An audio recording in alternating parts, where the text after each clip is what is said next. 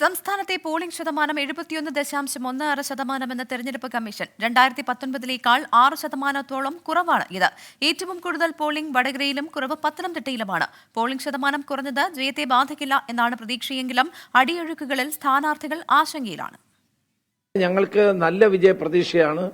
20-ൽ 20 സീറ്റും കിട്ടും എന്നുള്ള പൂർണ്ണ വിശ്വാസത്തിലാണ് ഞങ്ങൾ. ജനങ്ങൾ വളരെ ആവേശം പ്രകടമായിരുന്നു, വളരെ വലിയ ആവേശം പ്രകടമായിരുന്നു. ഒരിക്കലും ബാധിക്കില്ല. ഇനിയിപ്പോൾ 80 വയസ്സ് കഴിഞ്ഞവരുടെ ധാരാളം വോട്ട് വരാനുണ്ട്, പോസ്റ്റലോട്ട് വരാനുണ്ട്. ഇതെല്ലാം കൂടെ വരുമ്പോൾ പോളിംഗ് ശതമാനം ഇനിയും വർദ്ധിക്കും. ഒരു ആശങ്കയില്ല. കാരണം ഞങ്ങൾ ബൂത്തുകളിൽ നിന്നുള്ള ഒരു വോട്ട് ചെയ്യുമ്പോഴും ടിക്കുകയല്ലോ. ഞങ്ങളുടെ വോട്ടുകളൊക്കെ നേരത്തെ എണ്ണി തിട്ടപ്പെടുത്തി പോളിംഗ് സ്ക്വാഡുകൾക്ക് നൽകിയിട്ടുള്ളതാണ്. അപ്പം അതിൽ ഒരു 90% വന്നിട്ടുണ്ട്. ഞങ്ങളുടെ വോട്ടെന്ന് പറയുന്നത് നല്ല വിജയം ഉണ്ടാവും. ഞാൻ നേരത്തെ പറഞ്ഞ പോലെ 50,000 അടുത്ത വിജയമാണ് പ്രതീക്ഷിക്കുന്നത്. എന്നെ നിങ്ങൾ നിയോഗിച്ചാൽ നിങ്ങൾക്കതുകൊണ്ട് ഉണ്ടാകാവുന്ന ഗുണങ്ങൾ എന്തൊക്കെയാണ്, ഇത് മാത്രമാണ് ഞാൻ ചർച്ച ചെയ്തു പോയത്.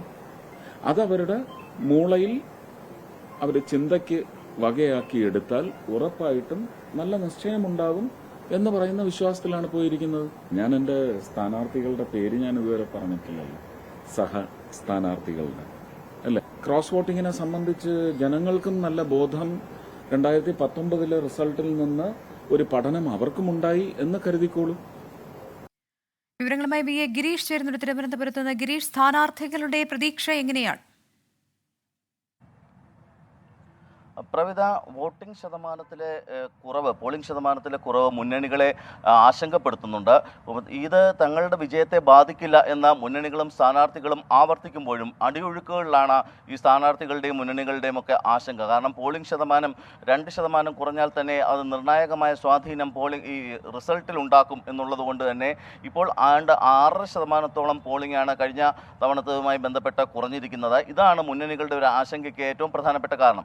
പോളിംഗ് ശതമാനം കുറയുന്നത് ആർക്കെങ്കിലും അനുകൂലമാകുമെന്നോ പ്രതികൂലമാകുമെന്നോ ഒക്കെയുള്ള കണക്കുകൂട്ടലുകൾ സമീപകാലങ്ങളിലെല്ലാം തന്നെ തെറ്റിയിരുന്നു. അതുകൊണ്ട് തന്നെ ഈ പോളിംഗ് ശതമാനത്തിലെ കുറവ് ആർക്കാണ് അനുകൂലമാകുക, ആരൊക്കെയാണ് വിജയിക്കുക എന്നുള്ളത് ഇപ്പോൾ പ്രവചിക്കാൻ കഴിയാത്ത ഒരു സാഹചര്യത്തിലാണ് രാഷ്ട്രീയ നിരീക്ഷകരുമുള്ളത്.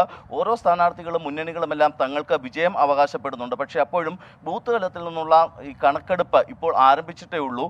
ഇന്നലെ രാത്രിയോടുകൂടി തന്നെ പല പ്രധാനപ്പെട്ട സ്ഥാനാർത്ഥികളും ഇത് സംബന്ധിച്ച കണക്കെടുപ്പ് തുടങ്ങിക്കഴിഞ്ഞിരുന്നു. എന്നാൽ ഇത് പൂർത്തിയാകണമെങ്കിൽ ഇന്ന് വൈകുന്നേരത്തോടെ എങ്കിലും എടുക്കും. ഇതിനുശേഷം മാത്രമായിരിക്കും ഈ മുന്നണികളും സ്ഥാനാർത്ഥികളുമെല്ലാം ഒരു നിലപാടിലേക്ക് എത്തുക. കാരണം ഈ ഓരോ ബൂത്തുകളിലും തങ്ങൾക്ക് അനുകൂലമായി ചെയ്തിട്ടുള്ള വോട്ടുകൾ എത്ര തുടങ്ങിയ കാര്യങ്ങളെല്ലാം തന്നെ സ്ഥാനാർത്ഥികൾക്കും മുന്നണികൾക്കും ഇനിയും മനസ്സിലാകേണ്ടതുണ്ട്. എന്തായാലും കഴിഞ്ഞ തദ്ദേശ ഭരണ തെരഞ്ഞെടുപ്പ് മുതൽ 2020 തദ്ദേശ ഭരണ തെരഞ്ഞെടുപ്പ് മുതൽ കേരളത്തിൽ വോട്ടിംഗ് ശതമാനം കുറയുകയാണ്. നിയമസഭയിലേക്ക് വരുമ്പോഴും ഈ വോട്ടിംഗ് ശതമാനത്തിൽ ഉണ്ടാകുന്ന കുറവ് നമുക്ക് വ്യക്തമായി കാണാം. ഇപ്പോൾ ലോക്സഭാ തെരഞ്ഞെടുപ്പിലും അതേ രീതിയിൽ തന്നെ വോട്ടിംഗ് കുറയുന്ന ഒരു സാഹചര്യത്തിലേക്ക് എത്തിയിരിക്കുന്നു. ഇത് എങ്ങനെ ബാധിക്കും എന്നുള്ള ഒരു കാര്യത്തിലാണ് ഇപ്പോൾ മുന്നണികൾക്ക് ആശങ്കയുള്ളത്. ഏതായാലും വോട്ടിംഗ് ശതമാനം കുറഞ്ഞത് തങ്ങളുടെ വിജയത്തെ ഒന്നും ബാധിക്കില്ല എന്ന് പരസ്യമായി തന്നെ മുന്നണികൾ വ്യക്തമാക്കുമ്പോഴും ഈ അടിയൊഴുക്കുകളിൽ സ്ഥാനാർത്ഥികളും മുന്നണികളും ശരി, വി.എ. ഗിരീഷാണ് വിവരങ്ങൾ നൽകി.